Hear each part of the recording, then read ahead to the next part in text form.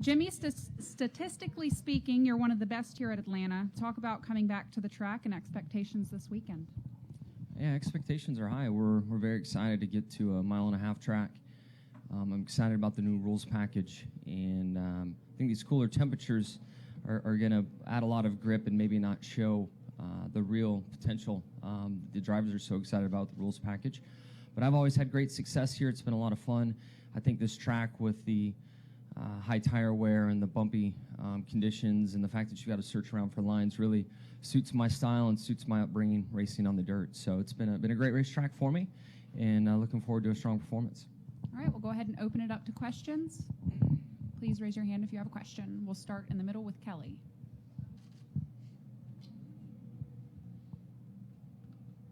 Kelly Crandall from PopularSpeed.com. Jimmie, a lot of drivers coming in this weekend seem to expect that it'll be more like the Atlanta of old, of cars sliding around with this package this weekend. Is that something you're expecting? More maybe the track being slick again and kind of having to muscle your way through the corners and on this surface? Yeah, I mean, we definitely have less downforce on the cars, which directionally will lead to that. I've kind of felt, and maybe it's just my opinion, but I felt like the surface of this track has always created the slick conditions. Even with a rules package that the drivers might not love, we still come to Atlanta and the drivers still love racing here. It's just as rough as it is and how porous the asphalt is, it just continues to create an environment that we love regardless of rules package or tire that shows up. It's always fun here. All right, we'll go to Kenny and then Woody. Kenny Bruce with NASCAR.com. First of all, Jimmie, you guys aren't changing manufacturers anytime soon, are you? No. All right, just want to get that clear. Yep. With only 2 races with a similar rules package under your belt, how far do you feel like you guys at Hendrick have come with this package, and how much is there still out there to learn? There's still a lot to learn. The Las Vegas test for us went really well, and that's our only true kind of measuring stick and how we think we'll perform for the 16th season with the new rules package. But it's going to be a constant evolution. The teams are going to continue to figure out how to create more downforce or more mechanical grip. It's just kind of what we do every year. And honestly, the amount of downforce that's been taken away, I assume by the time we reach Homestead, we'll get most of that back. It's just the way these engineers work and the evolution of race cars. So hopefully we can take a bigger chunk out moving forward and really keep the downforce off the cars for all the reasons we've been talking about. But, nothing's changed underneath mechanically, really, with the race car. It's kind of air over the top. So I don't think there's a huge learning curve for everyone. I think it might fit the style of some drivers, the feel that some drivers are looking for more than others. Does that change what you guys can do to a car in front of you or beside you because of the downforce changes? Now you could kind of move a car by where you were positioned at on the track. Has any of that changed, or do you know? Yeah, I mean, directionally, I think if you can get to the bumper in front of you with the smaller spoiler, it will be easier to create the high-pressure area and take rear downforce away from the car in front of you. In the 2 races we ran last year, it seemed that we could, more than anything, run closer to someone and get inside that 3 to 5 car length window easier. So we're all speculating and assuming that with the smaller spoiler, it's allowing the air to change directions and get back down low again so that the approaching race car has proper downforce on it. And then that's something that we've kind of strategized and said would work, and then we were able to really feel it in those 2 races. All right, we'll go to Woody and then come over to the left. Woody came with MRN. Jimmie, you did the Vegas test earlier, and the thing that stuck out at me that you kept saying about it was how fast it was. Can you look ahead to that race and what you learned about that test and what we might see there? Yeah, I mean, that wasn't the goal. I think NASCAR, the drivers, Goodyear, everybody felt like with the softer tire compound, we should be able to pop off a fast lap or 2, but it would create a lot of fall off.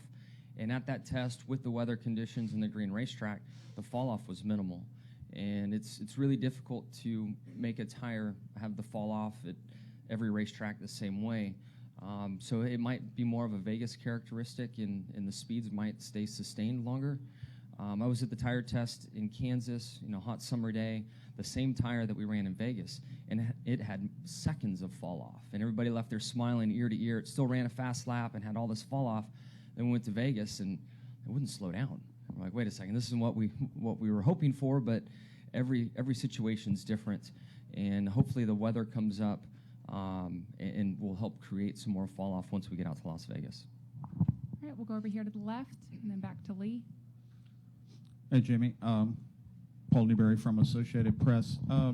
Just curious to your thoughts. There's only 39 entries here this week. I think it's the smallest number for a Cup race in 20-something years. And just wondering if that's any cause for concern, and does the sport lose anything when you don't have some of the kind of the old mom and pop operations you used to see trying to get in each week? Yeah, I wasn't aware of the count, and with the charter system, I assume there would be 40 here. Well, I guess there aren't 40 charters. So, the whole point of the charter system was to create quality over quantity, and we've all known there's been a lot of start and park teams that have come along, and from the way I understand it, the new charter system doesn't necessarily give that, promote that to come and try to qualify for the show and then just make some laps and head home. So I think the money's being distributed equally or better served through the rest of the field and the people that support the series week in and week out. So I hate hearing smaller numbers, but I guess directionally that's where the charter has taken things, and you do have those 4 spots on the end where that might not show. All right, we'll go to Lee and then over to Mark. Lee Spencer Motorsport.com. A lot of people have pointed out that it's almost like there have been 8 cars at Hendrick Motorsports with the Stewart Haas Racing contingent working side by side with Hendrick. How does that dynamic change now with the Ford announcement? Yeah, I mean, it's certainly a shock. We have contracts in place with Stewart Haas Racing that Hendrick's got to honor and will honor and honor with integrity and in the way that we always do. And we have a lot of employees whose jobs that count on that and rely on that. So nothing's different this year. Unfortunately, we have a year to figure out if we want to service some other teams and provide engines and chassis, or how we handle it. But I know Rick's goal is to keep the staff where it is, and that gets me excited because if we maintain the staff, I think we'll be able to develop that much more cool stuff for our race cars. So it's going to be tough to figure out how to fund it, and there's no way around that. But I think this could be really good and will be really good for Hendrick Motorsports in the long run. Do you ever see Chevy going to one engine the same way that Ford and Toyota have both done? I'm not familiar with the programs all that well, and I wasn't aware Ford was in that situation. The Toyota stuff, I know there certainly were some bumps in the road getting started, and now they're in a good place. It'd be really difficult for me to want to have engines provided from anywhere else than Hendrick Motorsports because they've been the best hands down year after year. So, my selfish standpoint, I don't want to see it go that way. All right, we'll go to Mark over on the right. Mark Garrow, PRN. Jimmy, just sort of following up on that last line of questioning, number one, you talked about being shocked. I mean, was that just a real stunner to you that happened and they were able to keep that a secret? Yeah, for sure. I mean, with Tony's relationship with GM all these years, Harvick's, it definitely was a surprise to me to hear that, and the fact that it did stay quiet for a while. And my follow-up to that is, how frustrating has it been, and is it a possible good thing that you guys at Hendrick Motorsports, your 4 cars, 4 teams, won't be getting beat by basically your own stuff, and you have a chance to go out and just kind of have your own group and go out and take the Hendrick stuff and beat the other guys? Yeah, I mean, it's certainly not fun to be beat by your own equipment, but at the same time, it's helped motivate us in a lot of ways, and we know that we've been getting outrun by our own stuff. So it's helped us maybe find a direction and where to work a little easier. It's still so new, and we still have this year to finish out that I guess my mind hasn't gone there yet, and how it's going to be different. Giving Rick Hendrick 12 months to figure out how to make it work is the exciting part. And I feel like Hendrick Motorsports is going to be stronger yet come 17. Final questions for Jimmie. All right, Jimmie, thanks for joining us this weekend. Go ahead. We'll get a mic to Stan. Jimmie, Stan Creekmore with RPMTonight.com. I want to go back a little bit to what you said earlier, because fans don't understand. Why do drivers want tires to wear off and speeds to drop down a little bit? Fans think you should be out there doing the same speed every single lap. Yeah, I mean, the problem is if we're all running the same speed every lap, nobody's passing. And the faster we go, the harder it is to pass. So if you start a run and you're running quick lap times, it's great and it's fun and exhilarating and fans love it. But slowing up a second or two, if you don't have a average lap speed posted somewhere, you can't see that. But it makes a huge difference in our worlds. And it really allows us to race side by side. And then it also allows it allows comers and goers, from a handling perspective or a driver style perspective. And if you can be nice to your tires, you're going to last longer and work your way to the front. If you're a young guy and you've something to prove, you're probably going to start off quick and then fall fast. So it creates passing, and that's what we're all after. You got the best drivers, best teams in the country. You put them all in equal cars running the same speed, it's a parade. We don't want that. We'll finish up with Bob. Bob Hawkers, ESPN. If this has been asked, then don't worry about it. But has anybody, with Stewart Haas going to Ford, is there much concern from the Hendrick camp? First, from a kind of just what you share with them technically and ideas you get from them, and then second, just the business impact on the company as a whole.